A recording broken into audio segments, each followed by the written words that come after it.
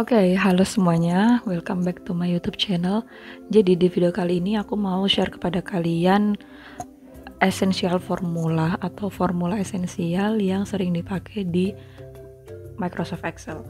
Nah, harapannya dengan adanya video ini, teman-teman bisa mempelajari dan menyiapkan untuk sebagai bekal nanti ketika bekerja di perusahaan. Karena kemarin kan aku udah pernah share ya skill yang dibutuhkan ketika ingin bekerja di sebuah perusahaan. Nanti bisa cek videonya. Nah, seperti kita ketahui bahwa Excel merupakan salah satu tool yang digunakan baik di semua perusahaan, hampir semua perusahaan. Walaupun kita tahu pasti di masing-masing perusahaan itu punya aplikasi atau softwarenya sendiri-sendiri, tapi hampir semuanya lah itu pasti pakai Excel untuk input data. Nah, apa saja sih essential formulas yang sering dipakai di Excel dan harus dikuasai sebelum masuk perusahaan? Oke, langsung saja ya. Yang pertama, aritmatika dasar. Mungkin kalau aritmatika dasar teman-teman sudah pernah tahu atau sudah pernah belajar ketika di bangku sekolah. Nah, tapi akan alangkah lebih baiknya kalau kita belajar dari dasar dulu. Yang pertama, penjumlahan. Penjumlahan itu simbolnya plus. Ya, berarti coba kita jumlahkan kolom G atau total. Berarti G2 ditambah G3 tambah, lalu enter. Oh ya, jangan lupa setiap rumus Excel itu diawali dengan tanda sama dengan. Kemudian pengurangan, coba ya kita kurangin hasil ini sama ini, sama dengan ini dikurangi ini. Oke, lalu perkalian sama dengan, coba kita kalikan ini dan ini, jadi sama dengan ini kan E6 dikali enter.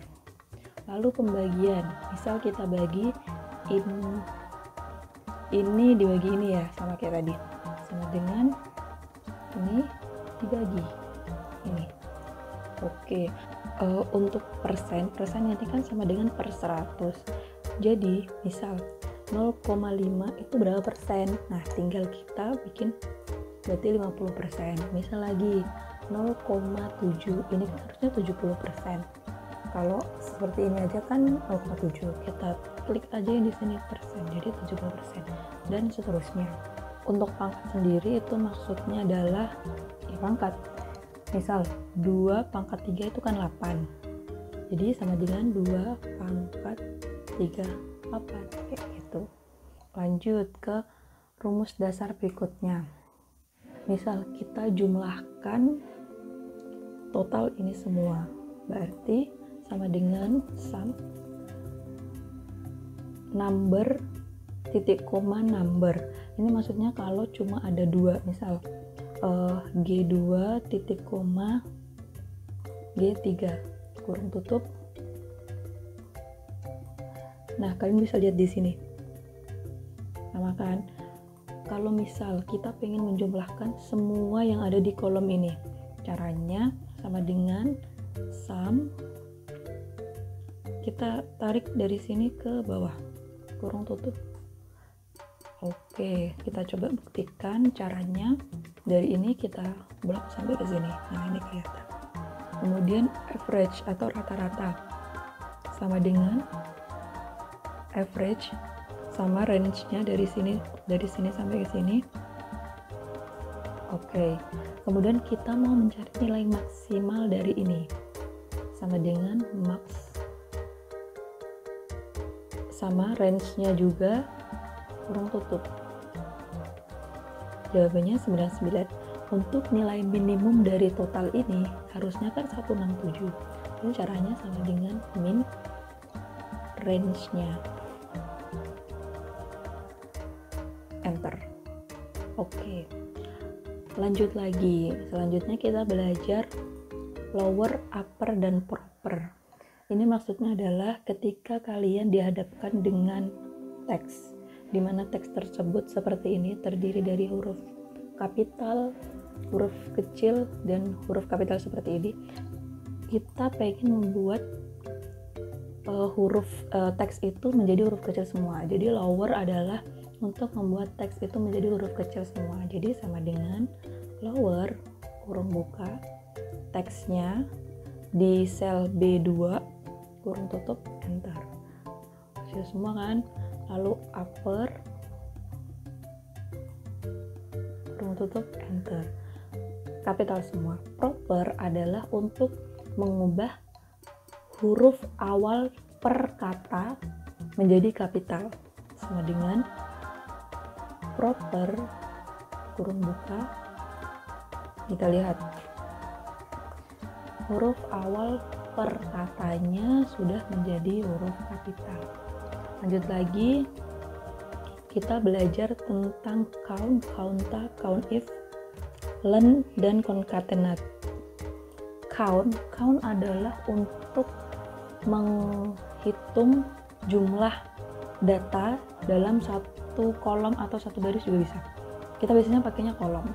Jadi dalam kolom ini itu ada berapa data?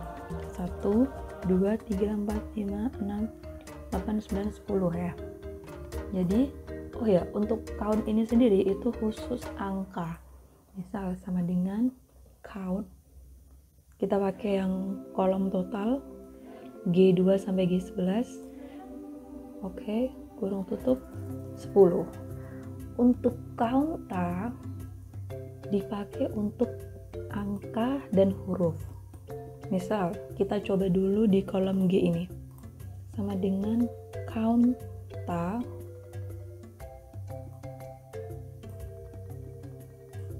sama 10 juga. Misal data ini kita copy ya,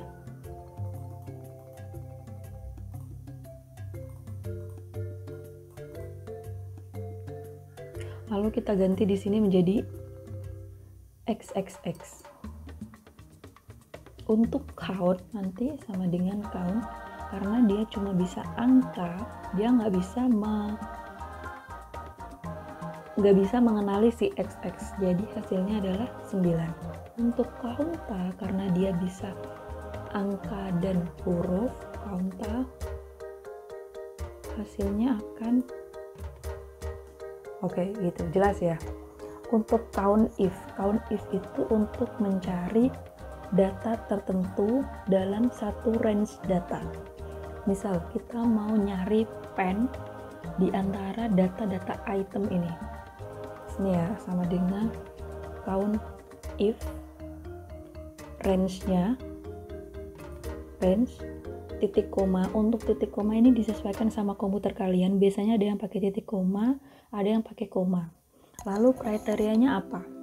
Kriterianya kita bisa pakai petik 2, lalu PEN titik 2 lagi kurung tutup. Harusnya PEN-nya ada 1 ya, pen. Nah, ada 1. Atau kita juga bisa sama dengan count if range-nya titik koma pakai ini, karena yang mau kita cari adalah pen. Nah, 1 juga. Sekarang jika kita mau mencari binder ada 1, 2, 3. Ya, kita ganti di sini binder, harusnya ada 3. Nah, bisa di sini menjadi 3. Kita mau mencari pensil, 1, 2, 3, 4, 5, 6. Pensil. Coba kita bayangkan kalau data kita ada ribuan.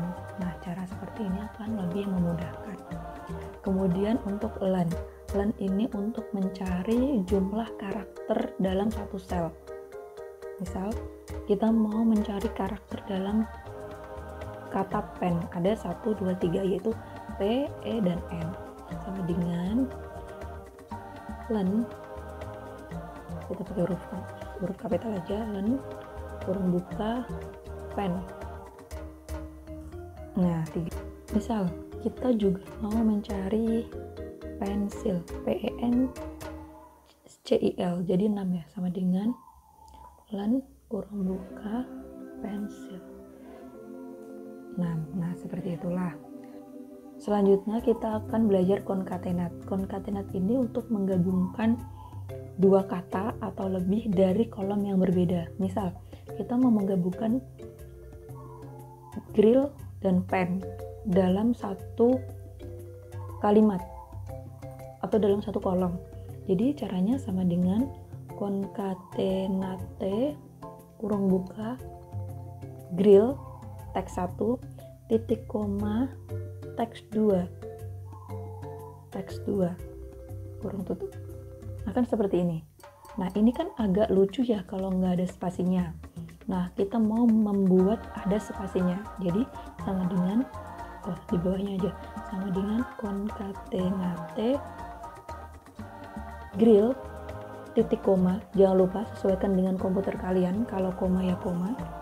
Untuk spasi kita pakai petik spasi, petik 2 lagi, koma lagi, teks yang akan kita gabungkan, pen, kurung tutup, enter. Nah, seperti itu. Gimana kalau kita mau menggabungkan 3 kolom, central grill pen, sama dengan konkatenate central titik koma spasi titik koma lagi grill titik koma pen, lalu tutup kurung, enter. Nah, seperti itu. Selanjutnya kita akan belajar rumus VLOOKUP. VLOOKUP ini adalah untuk mencari data dengan acuan data tertentu. Maksudnya gimana? Misal, kita mau mencari untuk nama grill ini, dia total yang dihasilkan berapa? Harusnya grill ini kan totalnya adalah 539,73 ya. Jadi sama dengan VLOOKUP. Lookup value. Lookup value adalah yang menjadi acuan kalian. Kalian mau mencari grill di data yang ada grillnya. Jadi grill diklik di sel grill tadi, titik koma tabel array. Tabel array adalah si grill itu di tabel mana, di kolom mana. Jadi kita blok kolomnya sampai ke kolom yang mau kita cari nilainya. Yang mau kita cari nilainya adalah total. Ingat, grill kan di sini, ini berarti kolom 1, kolom 2, kolom 3. Ini ada keterangan 3C, 4C, 5C. Ingat, karena ini 5C, lalu kita kunci array-nya pakai F4. Lalu ini untuk membuat data itu menjadi absolut. Titik koma, tadi ada berapa? 5,0 atau false, kurung tutup. Nah, grill dan totalnya 53973. Gimana kalau Jones? Oh, Jones ini ada 2, nanti rumusnya beda lagi, kita lihat di video selanjutnya. Untuk key value sama dengan VLOOKUP yang mau kita cari si key value ini, titik koma lookup array-nya dimulai dari data yang ada key value-nya sampai yang mau kita cari. Yang mau kita cari total ada di kolom kelima. Jangan lupa absolute F4 titik koma 5 titik koma false atau 0 sama saja, enter. Nah, gimana kalau kita mau nyari unit cost?